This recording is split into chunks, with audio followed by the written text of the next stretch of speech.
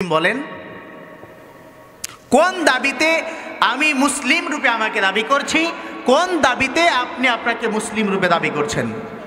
আমার মনে হয়, আমার গবেষণা, আমরা মুসলমান, দাদা ছিল মুসলমান এজন্য আমি মুসলমান, বাবা ছিল মুসলমান এজন্য আমি মুসলমান, আমাকে খাতনা করা হয়েছে এজন্য আমি মুসলমান, আমি গরুর গোশত খাই এজন্য আমি মুসলমান। এরপর জন্ম নিবন্ধনে অপশন আছে মুসলিম না অমুসলিম, ওখানে মুসলিমের অপশনে টিক দেওয়া আছে এজন্য আমি মুসলমান। আদমশুমারিতে গণনা হয় এজন্য আমি মুসলমান। আমি শুধু জুমায় মসজিদে যাই অথবা ঈদে শুধু মসজিদে যাই এজন্য আমি মুসলমান। আসলে এইটা কি কোনো মুসলমানের পরিচয়? মুসলমান একজন রাসূলুল্লাহ সাল্লাল্লাহু আলাইহি ওয়াসাল্লামের সাহাবা যতজন, কোরআন তেলাওয়াতকারী ততজন।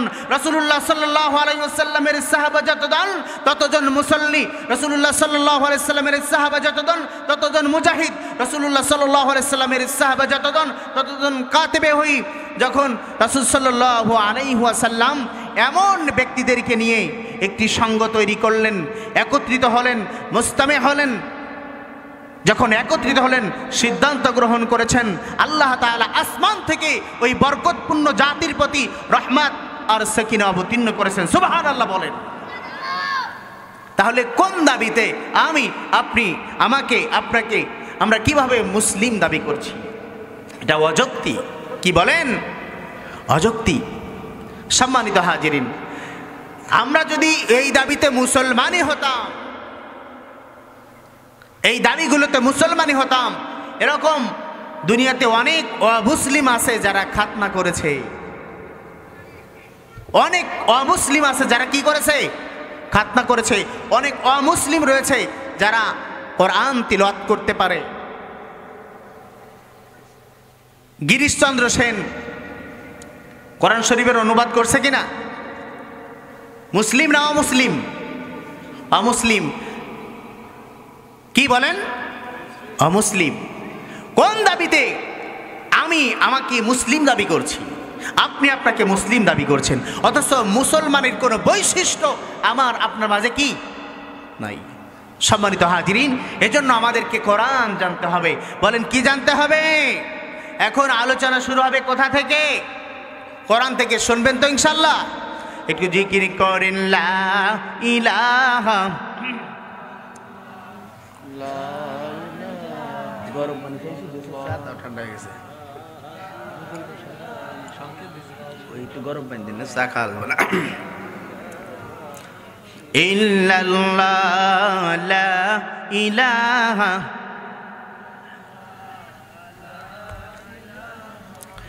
লা ইলাহা ইল্লাল্লাহু মুহাম্মাদুর রাসূলুল্লাহ সাল্লাল্লাহু আলাইহি ওয়াসাল্লাম।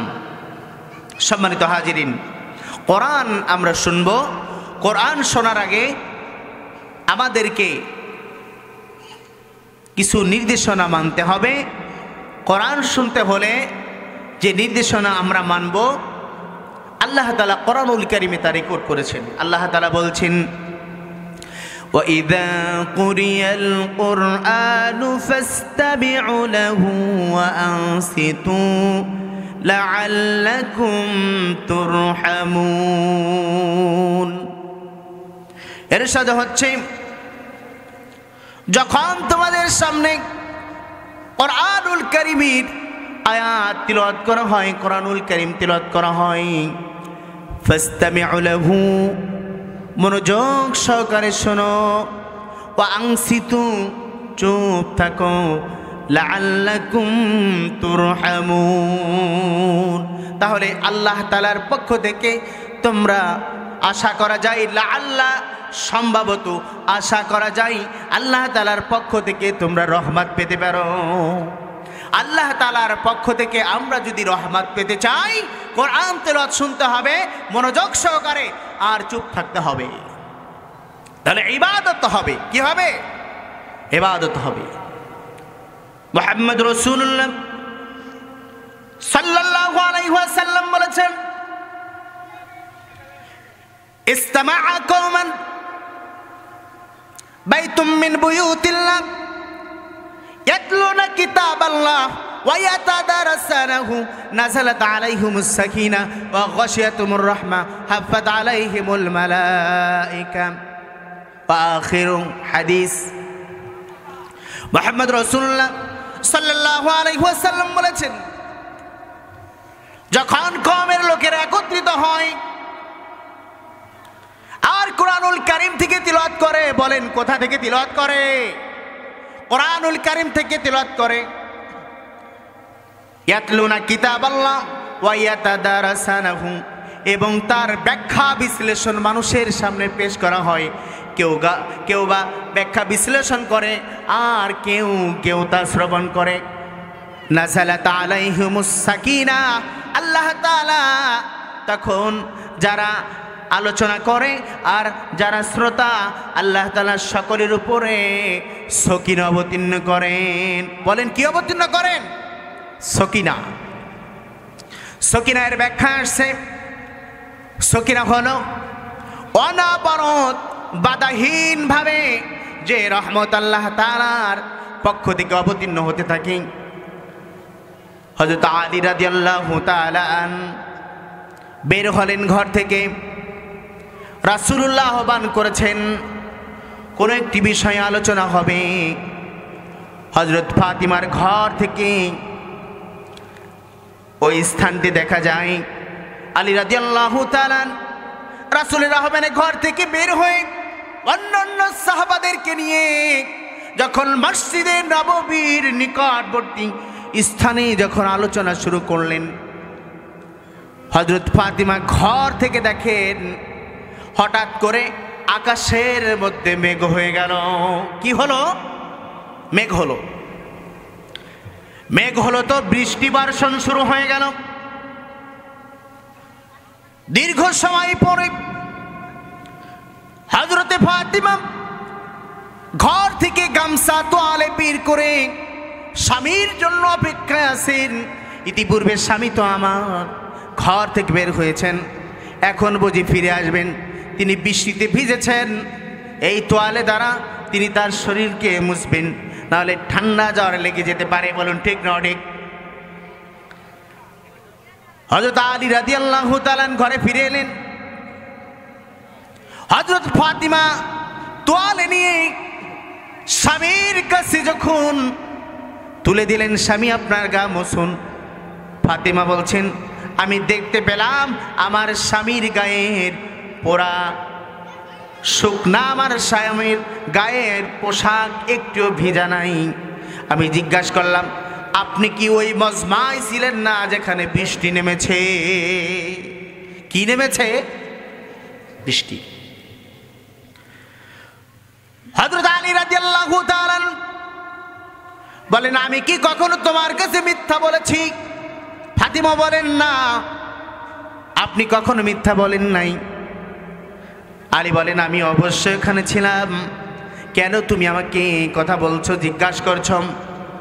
হযরত ফাতিমা বলেন, যখন আমি দেখলাম আপনি ঘর থেকে বের হলেন, অন্য সাহাবায়ে কেরামরা একত্রিত হয়ে আমার বাবার সাথে কথা বলতেছিলেন, আমি দেখতে পেলাম হঠাৎ করে আসমানের মাঝে মেঘ জমা হয়েছে আর ওই মেঘ থেকে অনাবরত বৃষ্টি ঝরছে।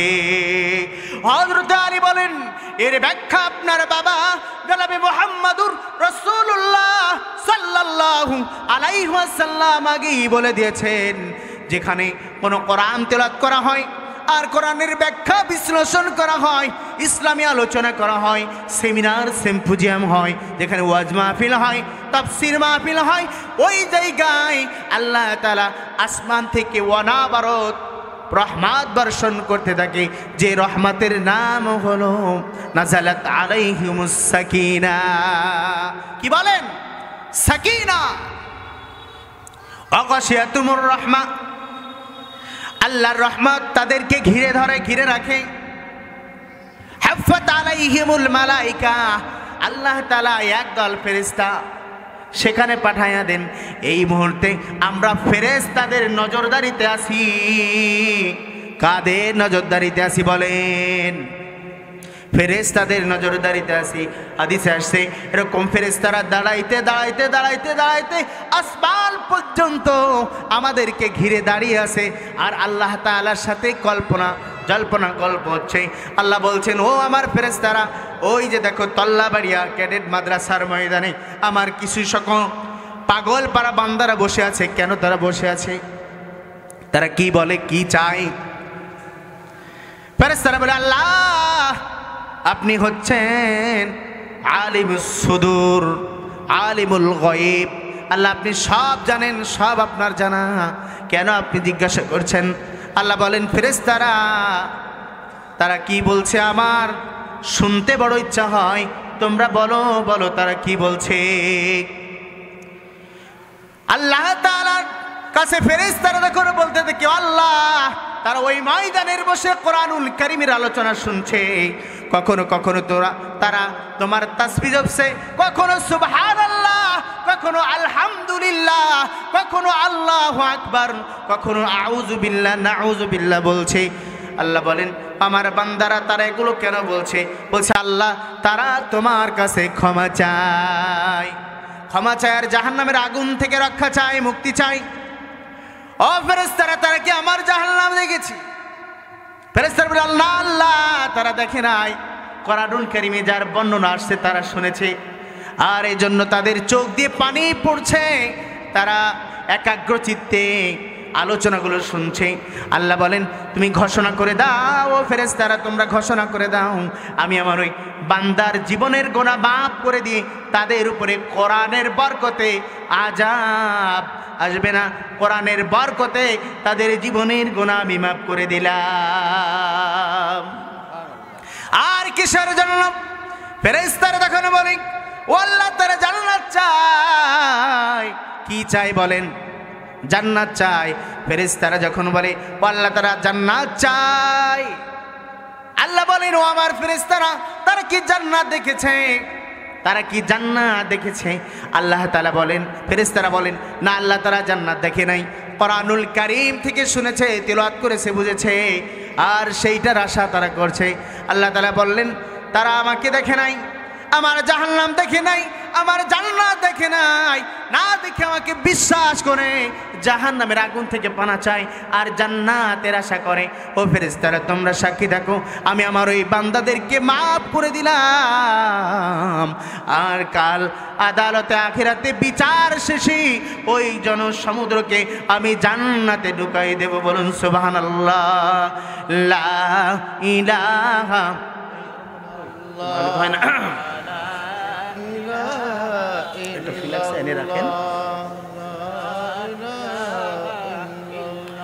সুবহানাল্লাহ ওয়াল হামদুলিল্লাহ, লা ইলাহা ইল্লাল্লাহু, লা ইলাহা, জোরে জোরে,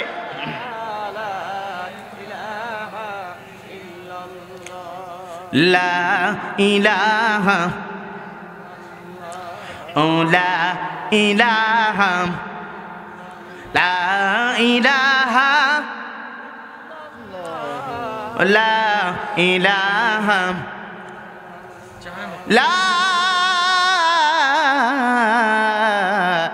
ইলাহা ইল্লাল্লাহু মুহাম্মাদুর রাসূলুল্লাহ। সকল বলুন সাল্লাল্লাহু। কি নিয়ে এসে ঠান্ডা সম্মানিত ভাইয়েরা আমার, তাহলে আমরা এই মুহূর্তে ফেরেশতাদের নজরদারিতে আছি, এখানে গুনাহের কোনো পরিবেশ নেই। আল্লাহ তাআলা তাই বললেন, ও বান্দারা যদি তোমরা চুপ থাকতে পারো আর মনোযোগ সহকারে শুনতে পারো, রহমতের বাড়িধারা আমাদের সকলের উপর অবতীর্ণ হবে। এখন বলেন, আমরা কি সবাই আল্লাহর রহমত চাই কি চাই না? আল্লাহ তাআলার রহমত চাই না? কে কে হাত তোলেন? একজন, দুই, তিন, চার, পাঁচ, এই কজন আল্লাহর রহমতের দরকার নেই নাকি? এবার বলেন, এবার হাত তোলেন, কে কে আল্লাহ তাআলার রহমত পরিপূর্ণভাবে চায়? নারায়ে তাকবীর, লিল্লাহে তাকবীর। আজকের মাহফিল সফল হোক। এটা বলতে পারেন না খেয়ে আসছেন, খিচুড়ি আছে, খিচুড়ি। যারা বলেন নারায়ে তাকবীর, নারায়ে তাকবীর। আজকের মাহফিল, আজকের মাহফিল। হাত তামান। সম্মানিত হাজিরিন, তাহলে এখানে যত সময় থাকবো আমাদের উপর রহমত বর্ষণ হবে যদি মনোযোগ সহকারে আল্লাহর কালাম শুনি আর চুপ থাকি। কি থাকি? চুপ থাকি। তবে চুপ থাকতে আর মনোযোগ সহকারে বসে এমন যেন না হয় পেশাব চাপছে নাকি বসে জায়গায় করে দিয়েছেন, এমন যেন না হয়। যদি কারো এমন জরুরিয়াতের প্রয়োজন হয় অবশ্যই যাবেন। এই ছুটি আপনাদেরকে দেয়া থাকলো, এর মানে এই না যে একসাথে চলে গেলেন সবাই, না। আদব রক্ষার্থে এক জায়গাতে দু তিনজন একবার উঠে চলে যাবেন না। একজন যাবেন, জরুরিয়াত ছেড়ে আবার কি আমরা চলে আসবো ইনশাআল্লাহ। সম্মানিত হাজিরিন, আমরা আর দেরি না করে সরাসরি কোরআনুল কারীমের আলোচনায় চলে যাই। সকলে আমার সাথে পড়ুন, আউযু বিল্লাহি মিনাশ শাইতানির রাজীম, বিসমিল্লাহির রহমানির রহিম। وسارعوا إلى مغفرة من ربكم وجنة أرضها السماوات والأرض أعدت للمتقين الذين ينفقون في السراء والضراء والكاظمين الغيظ والعافين عن الناس والله يحب المحسنين। জোরে বলুন আল্লাহু আকবার। আল্লাহ তাআলা বললেন ওয়াসারিউ, আর তোমরা প্রতিযোগিতার সাথে দৌড়াও, ইলা মাগফিরাতিম, ক্ষমার দিকে, মির রাব্বিকুম, তোমাদের রবের ক্ষমার দিকে তোমরা প্রতিযোগিতার সাথে সাই করো, দৌড়াও। ওয়া জান্নাত, আর ওই জান্নাতের দিকে তোমরা দৌড়াও। আরদুহাস সামাওয়াত ওয়াল আরদ, যে জান্নাতের বিস্তৃতি হলো জমিন থেকে আসমান পর্যন্ত। উইদ্দাত লিল মুত্তাকিন, যা আমি আমার মুত্তাকি বান্দাদের জন্য ঢেলে সাজিয়ে রেখেছি। উক্ত আয়াতে আল্লাহ সুবহানাহু ওয়া তাআলা মুমিন বান্দাদেরকে জান্নাত এবং তার ক্ষমার দিকে দৌড়ানোর জন্য নির্দেশ প্রদান করছেন। কিসের দিকে? আল্লাহর ক্ষমা এবং তার নিয়ামত, জান্নাতের দিকে। বলেন কিসের দিকে? আল্লাহ তাআলার ক্ষমা এবং তার নিয়ামত, জান্নাতের দিকে অগ্রসর হওয়ার জন্য, দৌড়ানোর জন্য, প্রতিযোগিতার সাথে দৌড়ানোর জন্য আল্লাহ তাআলা নির্দেশ দিলেন। সম্মানিত হাজিরিন, এবং বলে দিলেন এমন জান্নাত, জান্নাতের বৈশিষ্ট্য এখানে দিলেন যে জান্নাতের বিস্তৃতি হলো জমিন থেকে আসমান পর্যন্ত। বলেন কোথা থেকে কোথা পর্যন্ত? জমিন থেকে আসমান পর্যন্ত। আমরা দুনিয়াতে যার একটা বাড়ি আছে, আরেকটি বাড়ির জন্য পেরেশানিতে একজন সুন্দর সাবলীল যুবক মানুষ পেরেশানি আর টেনশন করতে করতে আমাদের কালো দাড়িগুলো সাদা দাড়িতে পরিণত হয়ে যায়। বলুন ঠিক না ঠিক? নিজের সন্তান তার ভবিষ্যতের জন্য নিজের মেয়েকে ভালো জামাতার সাথে বিবাহ দেব, ভালো স্কুল কলেজ ইউনিভার্সিটিতে পড়াবো, ভালো মানের চাকরি বা ভালো বড় ব্যবসার সাথে জড়িত করব, নিজের ধন সম্পদের মাত্রা অতিরিক্ত করব, এই আশায় এই প্রতিযোগিতায় আমরা কিন্তু দুনিয়াতে দৌড়াদৌড়ি করি। বলুন ঠিক না ঠিক? এই দৌড়াদৌড়ি করতে গিয়ে এক সময় যুবক মানুষ, শক্তিশালী মানুষ বৃদ্ধে পরিণত হয়েছি। বলুন ঠিক কিনা? বৃদ্ধে পরিণত হয়েছি। আপনারা যারা, আপনাদের যাদের দাড়ি পেকে গেল, আপনারা এক সময় কাঁচা দাড়িওয়ালা ছিলেন কিনা? তার পূর্বে দাড়িবিহীন ছিলেন কিনা? দাড়িবিহীন ছিলেন, আমিও দাড়িবিহীন ছিলাম।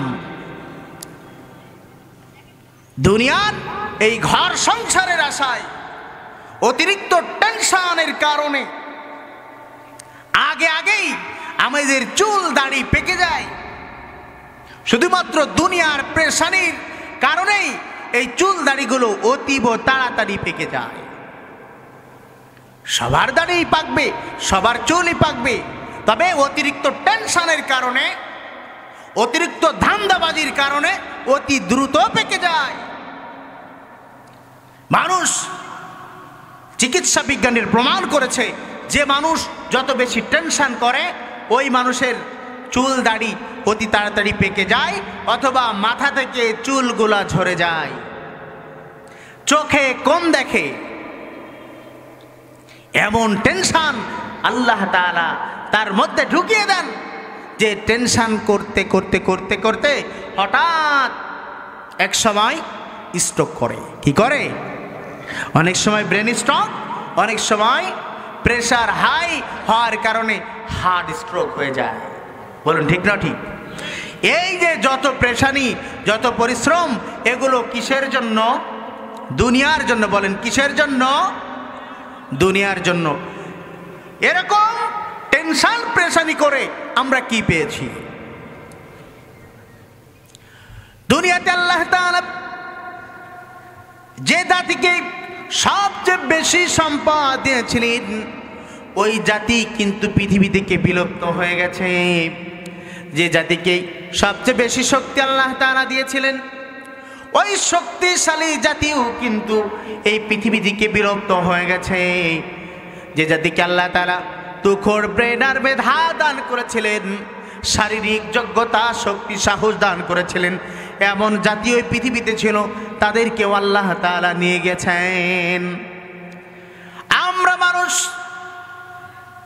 বলা যায় না কখন যেন মালাকুল মাউত আজরাইল আলাইহিস সালাতু ওয়াস সালাম আমাদের শিয়রে চলে আসে, বিনা অনুমতিতে আমাদের জানটা খপ করে ধরে ফেলে, আর কারো পরামর্শ অনুমতি না নিয়ে জানটা নিয়ে চলে যায়। পড়া বডিটা পড়ে থাকে, যে বডিটার আর কোনো মূল্য থাকে না।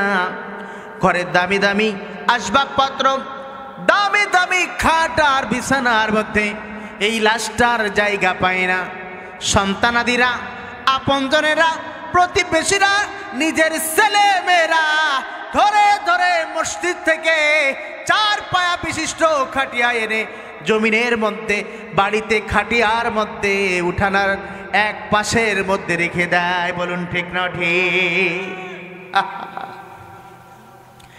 শরীরের মধ্যে যদি আংটি থাকে, রঙিন পোশাক থাকে, আংটি রঙিন পোশাকগুলো খুলে খুলে নিয়ে তারা সাদা মার্কিনের কাপড়, মাত্র 3 টুকরা কাপড়, অথবা মহিলাদের জন্য 5 টুকরা কাপড় দিয়ে চিরবিদায় তারা আমাকে আপনাকে করে দেয়। গর্ত খসে, কবর খুঁজে তারা কবরের মধ্যে শেষ বিদায় দিয়ে চলে আসে। কবরের মধ্যে কিছুই থাকলো না, কবরের মধ্যে শুধু আমার আপনার দেহটা পড়ে রইল। দুনিয়ার কোনো আপনজনেরা, ভালোবাসার মানুষ কিন্তু সেখানে নাই। আছে বলেন? এবার তারা বিদায় দিয়ে যখন চলে এলো, কবরের মধ্যে প্রশ্ন করা হলো। প্রশ্নের জবাব হয় আমরা কেউ কেউ দিতে পারলাম, আবার কেউ কেউ দিতে পারলাম না।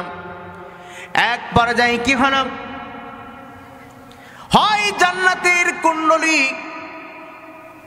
জান্নাতের ঘর, অথবা জাহান্নামের গর্তে পরিণত হলো আমার আপনার কবর। আর যে সন্তানকে আপনি ঘরের মধ্যে রেখে এসেছেন, যে সম্পদ পুঞ্জীবিত করেছেন, সঞ্চয় করেছেন, যে বাড়ি ঘরগুলো বাড়িতে রেখে এসেছেন, সেগুলো কিন্তু আপনার না, আমার না, সেগুলো রেখে এলাম। অন্য কে কখন কিভাবে ব্যবহার করবে এটাও কিন্তু আমাদের জানা না। আছে জানা? জানা নাই। কালক্রমে আমাদের সবার সাথে কিন্তু এরকম ঘটবে।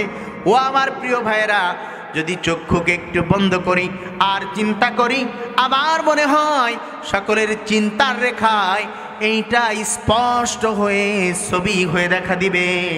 তখন হৃদয়ের মাঝে প্রশ্ন তুলি। আল্লাহ তাআলা অত্র আয়াতের মধ্যে বললেন, ও বান্দারা, দুনিয়ার কোনো দিকে নাই, দুনিয়ার কোনো লোভ লালসা বাড়ি ঘর অর্থকড়ির দিকে নয়।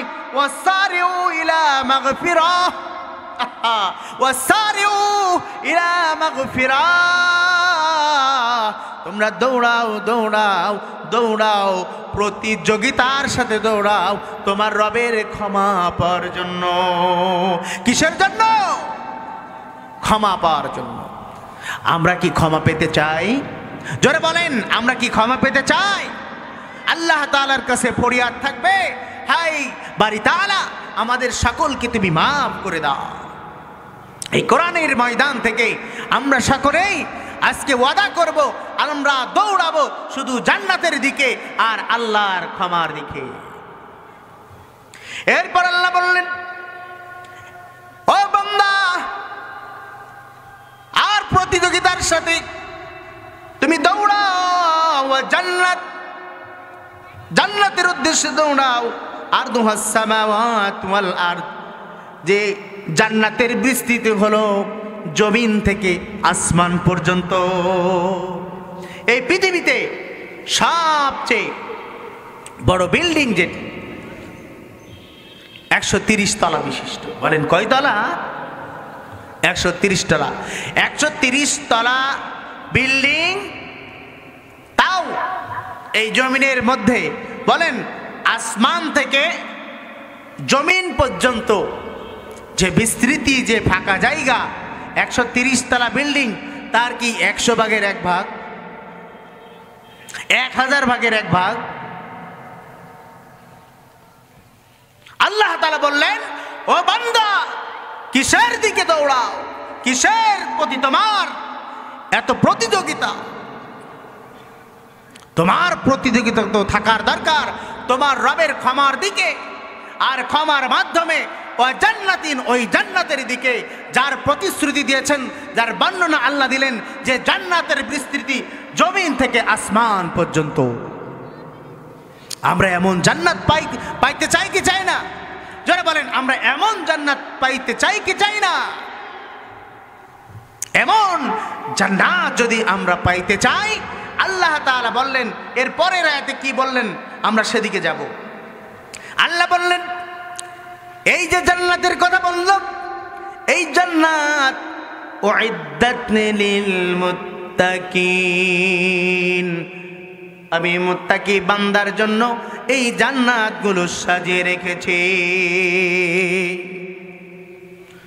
মুত্তাকি শব্দটি তাকওয়া শব্দ থেকে এসেছে। তাকওয়া শব্দটি তাকি শব্দ থেকে এসেছে, তাকি শব্দ থেকে এসেছে। আর তাকি শব্দটি কবিউন শব্দ থেকে এসেছে, যার অর্থ হলো বাঁচাও, ছেড়ে দাও, বেঁচে যাও, দূরে থাকো। তারকুল মুসিয়া, খসিয়া, ভয় ভীতি। আমরা মোনাজাতের মধ্যে বলি, রব্বানা আতিনা ফিদ দুনিয়া হাসানাতাও ওয়া ফিল আখিরাতি হাসানাতাও ওয়া কিনা আযাবান নার। এখানে ওয়াকিনা আছে, এই ওয়াকিনা শব্দের অর্থ হলো বাঁচাও। তাহলে তাকিয়া বা ওয়াকিনা শব্দের অর্থ হলো বাঁচাও, তাকওয়া শব্দের অর্থ হলো বেঁচে থাকা। তারকুল মাসিয়া, সন্দেহ বস্তু থেকে, সন্দেহ মনে হয় এমন বস্তু থেকে নিজেকে বাঁচিয়ে রাখার নাম হলো তাকওয়া। আল্লাহ তাআলা যা আদেশ করেছেন সেগুলো মেনে নেওয়া আল্লাহর ভয়ে, আর আল্লাহ তাআলা যা নিষেধ করেছেন ঘৃণা ভরে সেগুলো ছেড়ে দেওয়া, এর নাম হলো তাকওয়া।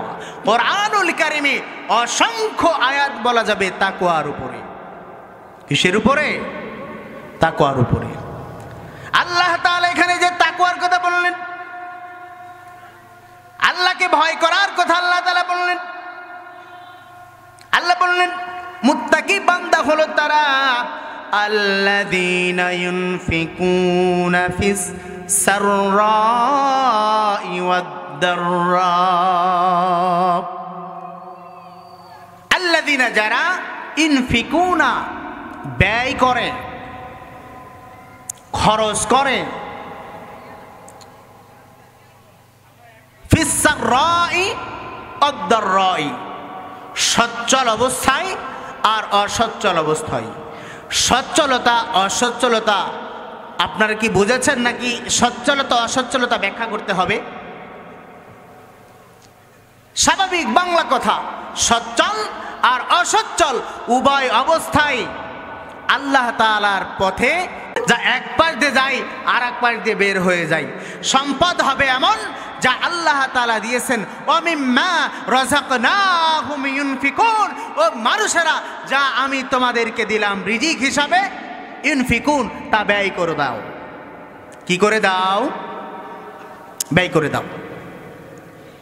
আমাদের ডিপোজিট, ডিপিএস সঞ্চয় ব্যাংকে আছে কি আছে না? আছে।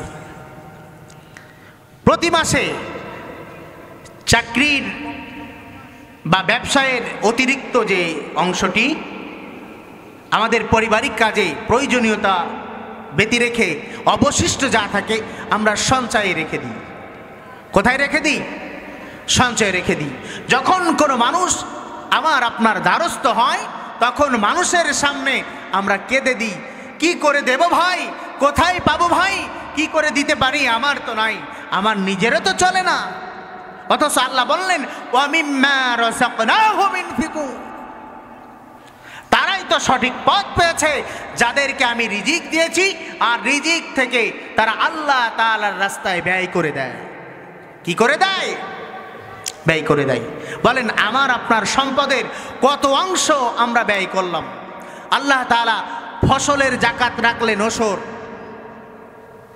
এই যে ধানের সময় এসেছে, আপনারা ধান কেটেছেন না ভাই? ধান কেটেছেন, ধান ঘরে তোলা হয়ে গেছে। আল্লাহ রাসূল বলছেন তোমরা যাকাত বা ওসর সেদিনই প্রদান করো যেদিন তোমরা ফসল কাটবে।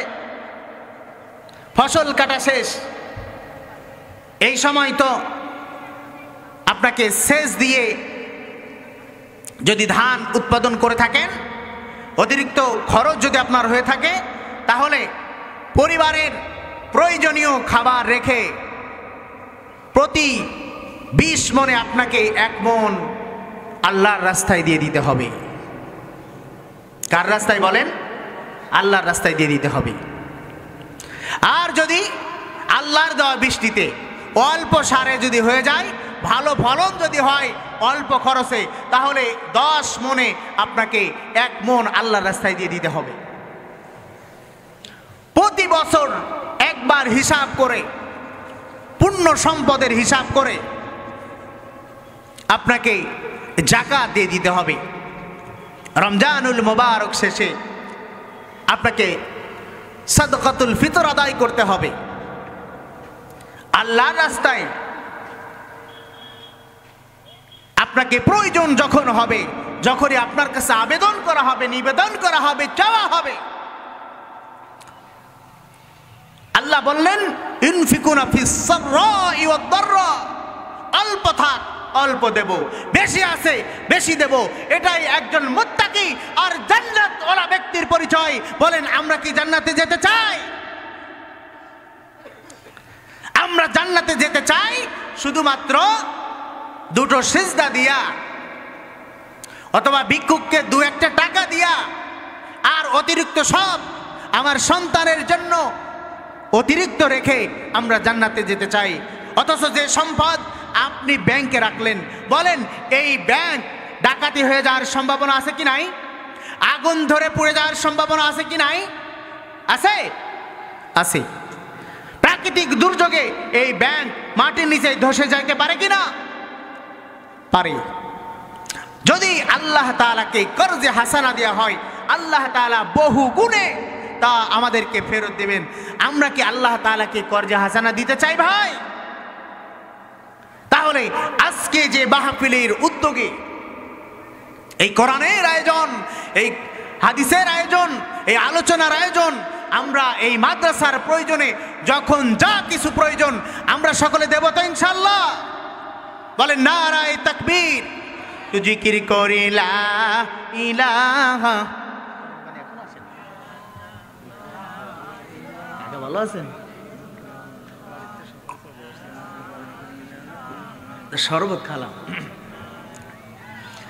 সুবহানাল্লাহ ওয়াল হামদুলিল্লাহ লা ইলাহা সুবহানাল্লাহ ওয়াল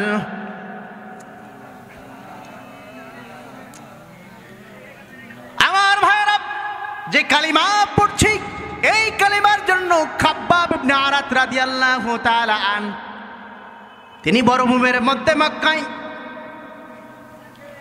কামারের কাজ করতেন। হাপুর দিয়ে বাড়িয়ে বাড়িয়ে লোহার যন্ত্রগুলো তৈরি করতেন। খাব্বাব ইবনে আরাত রাদিয়াল্লাহু তাআলা যখন চুপে চুপে কাজ করতেন আর চুপে চুপে কালিমা পড়তেন, মালিক জানতে পারল। আশপাশের লোকেরা খাব্বাব ইবনে আরাত রাদিয়াল্লাহু তাআলা আনহুর জন্য মালিকের কাছে অভিযোগ করল। আপনি কি জানেন আপনার খাব্বাব সে মাঝে মাঝে যেন কি পড়ে? মালিক জিজ্ঞাসা করলো সে কি পড়ে তোমরা কি জানো না? তোমরা কি শোনো নাই? লোকদের মধ্যে থেকে একজন বলল খাব্বাব ইবনে আরাত পড়ে লা ইলাহা। তখন মালিক বলে লা নাই ইলাহা, কোনো ইলাহ নাই, কোনো নেতৃত্ব নাই, কর্তৃত্ব নাই, রিজিক দাতা নাই, বিধান দাতা নাই, আইন দাতা নাই আল্লাহ তাআলা ছাড়া। সে যেই কথা বলেছে সে বেয়াদবি করেছে, চরম বেয়াদবি করেছে, তাকে ধরে আনো। খাব্বাব ইবনে আরাত রাদিয়াল্লাহু তাআলা আনহুকে ধরে আনতে গেল, কিন্তু তার গায়ে অত্যন্ত গন্ধ ছিল কামারে কাজ করার কারণে। দীর্ঘ সময় যদি ধোয়ার কাছে থাকা হয়, ধোয়ার গন্ধ মানুষের শরীরে পোশাকের মধ্যে লেগে যায় কিনা? এর প্রমাণ হলো যারা বিড়ি খায়, ও ভাইরা, ও বন্ধুরা, ও প্রিয় আপনজনেরা, যারা বিড়ি খান তাদের হাতের মধ্যে গন্ধ, শরীরের মধ্যে গন্ধ, তাদের দাড়ির মধ্যে গন্ধ, তাদের গায়ের পোশাকের মধ্যে গন্ধ, গালের মধ্যেও গন্ধ। কিসের মধ্যে গন্ধ? গালের মধ্যেও গন্ধ। শুধু তাই নাই, যারা বিড়ি খায় সাবান দিয়ে হাত ধোয়ার পরও হাতের মধ্যে গন্ধ পাওয়া যায় কিনা?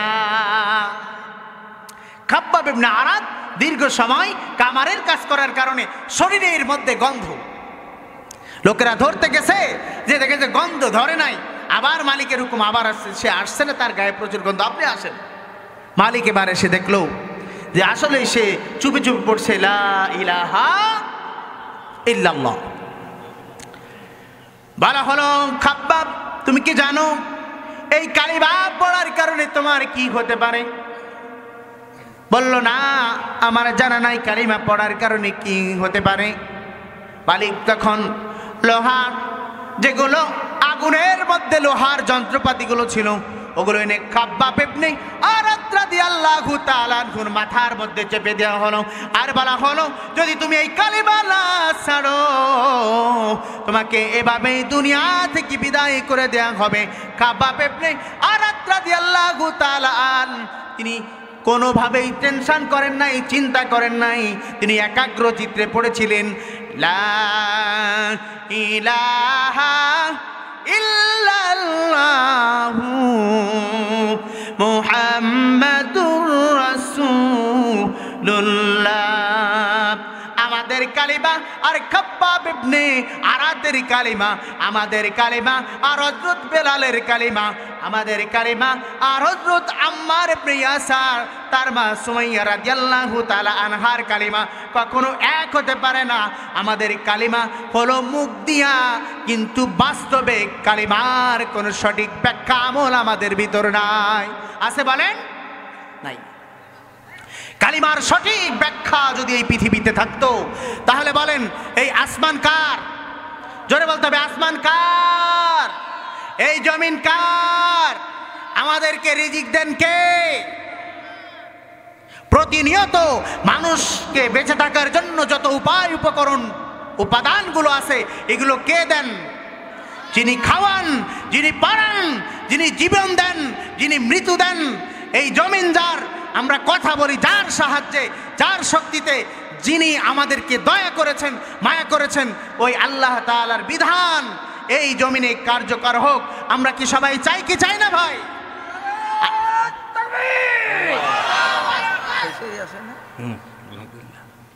সম্মানিত ভাইরা, আল্লাহ তাআলার বিধান এই কালিমাকে শুধু আমরা আজকের এই মাহফিলের ময়দানে রাখতে চাই না। আল্লাহর এই বিধানকে, আল্লাহর এই কোরআনকে আমরা সংসদে পর্যন্ত পৌঁছায় দিতে চাই। আমরা সকলে রাজি আছি তো ইনশাআল্লাহ?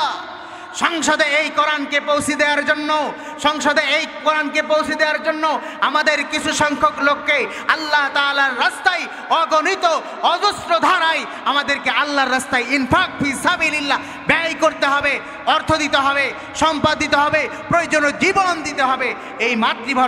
এই মাতৃভূমিকে রক্ষার জন্য প্রয়োজন বিদেশি শক্তির সাথে যুদ্ধ করতে হতে পারে, জীবন দিতে হতে পারে, রক্ত দিতে হতে পারে। বলেন আমরা কি এই মাতৃভূমি এবং ঈমানকে, ইসলামকে দেশ রক্ষার জন্য এই কাজগুলো করতে পারি কি পারি না ভাই?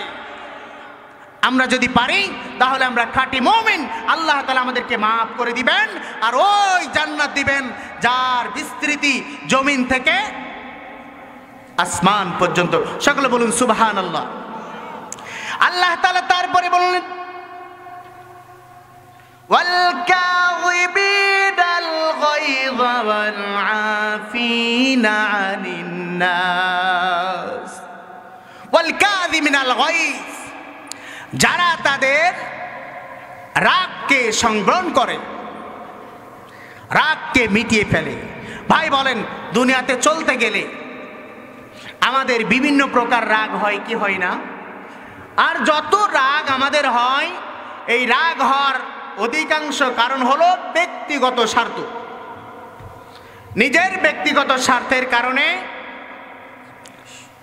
নিজের ব্যক্তিগত স্বার্থের কারণে আমরা অনেক সময় স্ত্রীর সাথে রাগ ব্যবহার করি, অনেক সময় সন্তানের সাথে রাগ ব্যবহার করি, অনেক সময় বড় ভাইয়ের সাথে রাগ ব্যবহার করি, অনেক সময় বোনদের সাথে রাগ ব্যবহার করি, অনেক সময় গ্রামে এবং প্রতিবেশীর সাথে রাগ ব্যবহার করি, অনেক সময় আপন বোনের সাথে রাগ ব্যবহার করি, অনেক সময় দলের নেতার সাথে রাগ ব্যবহার করি, অনেক সময় আমিরের সাথে রাগ ব্যবহার করি, অনেক সময় মসজিদের ইমামের সাথেও আমরা রাগ ব্যবহার করি। করি কি করি না? প্রিয় আপন জনেরা আমার, এই যে রাগ হলো ব্যক্তিগত কোনো স্বার্থের কারণে বা কোনো কারণে আমার আপনার যে রাগ হলো, রাগ যদি হয় এই রাগকে সংবরণ করা, রাগকে মিটানো, এটা একজন মুত্তাকি বান্দার পরিচয়। বলুন সুবহানাল্লাহ।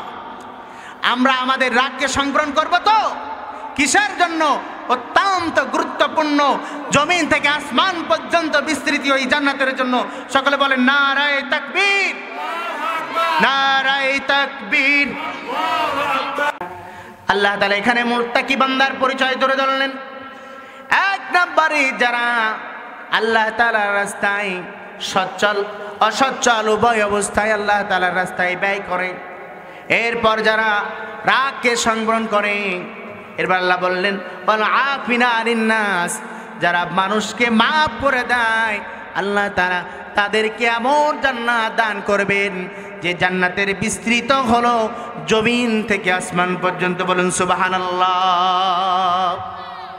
আমার প্রিয় জনবন্ধনেরা, হাদিস শরীফে পড়েছি, এবারও এখন পড়ছি না।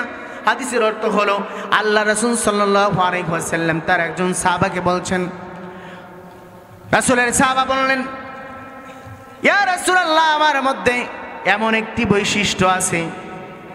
রাসূল বললেন, কি এমন বৈশিষ্ট্য? সাহাবা বললেন, আমি ঘুমানোর আগে প্রতিনিয়ত সারাদিন ব্যাপী যাদের সাথে চলি, যাদের সাথে ভালো ব্যবহার খারাপ ব্যবহার হয়েছে, আমার কারণে যারা কষ্ট পেয়েছে বা আমি যাদের কারণে কষ্ট পেয়েছি, সারা দিন শেষে আমি ওই মানুষদেরকে মাফ করে দিই। কি করে দিই? মাফ করে দিই। এটা আমার বৈশিষ্ট্য। আল্লাহ রাসূল বললেন, হাযা সুন্নতি, এই যে তুমি প্রতিনিয়ত মানুষের উপর রাগান্বিত থাকো না, তুমি মানুষদেরকে আপন মনে করে মাফ করে দাও, এটা তোমার অত্যন্ত ভালো একটা বৈশিষ্ট্য, আর এটা আমারও সুন্নাত বটে। মান আহাব্বা সুন্নতি, যে ব্যক্তি আমার এই সুন্নাতকে ভালোবাসে, ফাকাদ আহাব্বানি, সে যেন আমাকে ভালোবাসে। ওয়া মান আহাব্বানি, আর যে ব্যক্তি আমাকে ভালোবাসে, কানা মাই ফিল জান্নাহ, আমি জান্নাতে ওই ব্যক্তির সাথে হব। বলেন, আল্লাহর রাসূলের সাথে জান্নাতে আল্লাহ রাসূলের সাথী কি আমরা সকলে হতে চাই? ভাই, কে কে হতে চাই? হাত তোলেন তো। নারায়ে তাকবীর। আল্লাহ তাআলা জান্নাতের মধ্যেও আমাকে আপনাকে সকলকে আল্লাহ রাসূলের সাথী করুক, আমিন বলেন। ইযা মাতাল ইনসান, যখন মানুষ মারা যায়, ইনকাতা আনহু আমালুহু, তার সমস্ত কাম বন্ধ হয়ে যায়। ভালো কাজও সে করতে পারে না, খারাপ কাজও সে করতে পারে না। ইল্লা মিন সালাস, তবে তিনটা কাজ যদি সে দুনিয়াতে করতে পারে, মরার পরও কবরে বসে বসে কবরে থেকেই সে সওয়াব পাইতে পারে। ইল্লা মিন সালাস ইল্লা মিন সাদাকাতিন জারিয়া, দুনিয়াতে যদি আমরা সাদকায়ে জারিয়ার কাজ করতে পারি। সাদকাতুল জারিয়া এমন সাদাকা যা প্রবাহমান। এই যে মাদ্রাসা, এই মাদ্রাসা গড়ার জন্য আপনি যদি সিমেন্ট কিনে দেন, এই মাদ্রাসা গড়ার জন্য আপনি যদি ইট কিনে দেন, এই মাদ্রাসা গড়ার জন্য আপনি যদি খুঁটি দিয়ে দেন, টিন দিয়ে দেন, যাবতীয় যা প্রয়োজন এগুলো যদি দিয়ে দেন, সাদকাতুল জারিয়া যতদিন থাকবে, এখানে যত ছাত্ররা লেখাপড়া করবে, সাদকাতুল জারিয়া। বলেন কি?